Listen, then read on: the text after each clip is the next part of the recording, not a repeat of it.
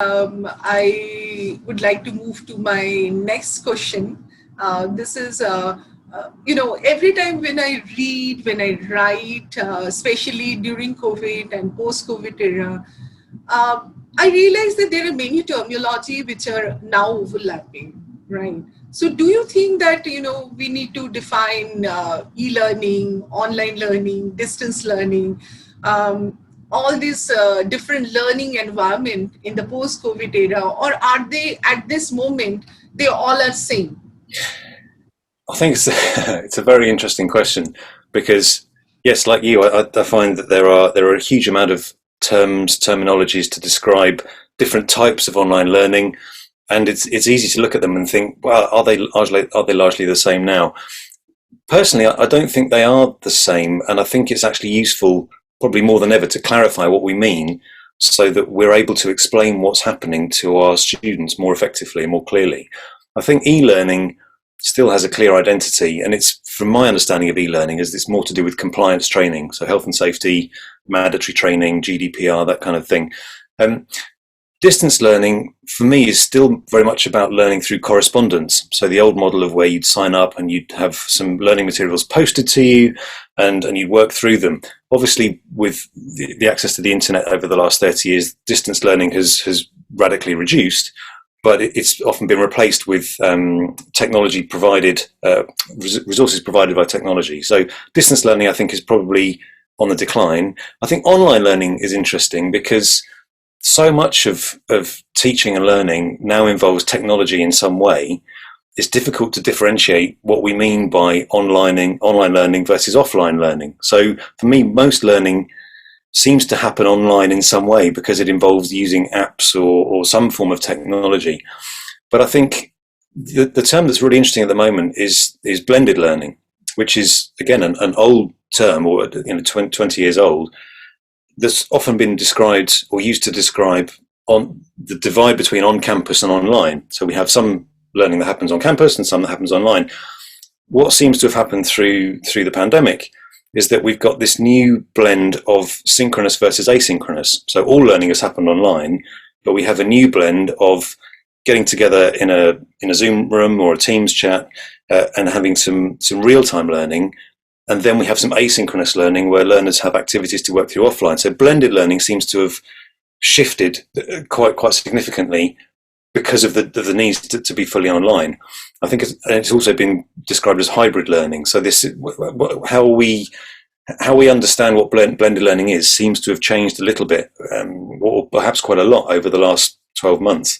So for me, I think it is useful to have a distinction between all of these terms, and to look at which ones are actually most useful. And for me, blended learning is the most interesting at the moment because in many ways, all educators in all sectors are having to come up with a new blend of teaching. What does teaching now look like? Is it going to be on campus or is it going to be online? If it's going to be online, is it going to be synchronous or is it going to be asynchronous?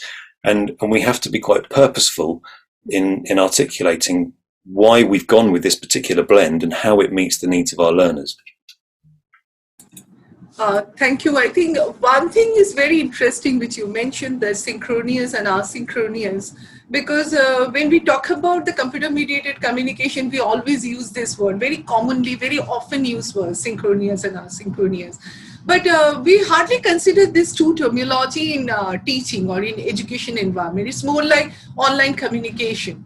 But at this moment, I think these two words play a very important role actually, because even in the hybrid, even in the online, we have online classes. At the same time, we are posting content, lot of MOOC, lot of social media content. So I think it's very complex form of education, and I think one thing I really appreciate you see that it's very important for us to clearly define and also to understand that why we are following this particular model or multiple models.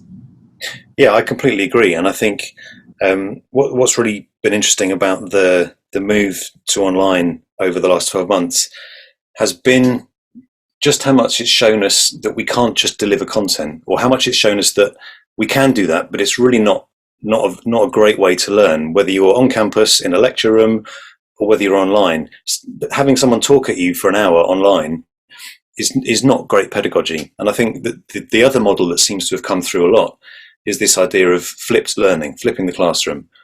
And again, to your point about asynchronous versus synchronous, I think for me, I can see a lot of value in flipping learning online, where you provide materials in advance, learners get a chance to look through those, think about some questions, come to the live session, have a discussion. The session is much more discursive, much more interactive, and then they go away and do a short task based on that. So we're taking the intensity of that, what was a sort of a lecture experience, and we're trying to spread it out over a longer time so that learners have more ways into the content, more activities, more opportunity to ask questions, and that just makes it more engaging. And that, for me, that seems to be a much better way to structure online learning than just delivering content to people.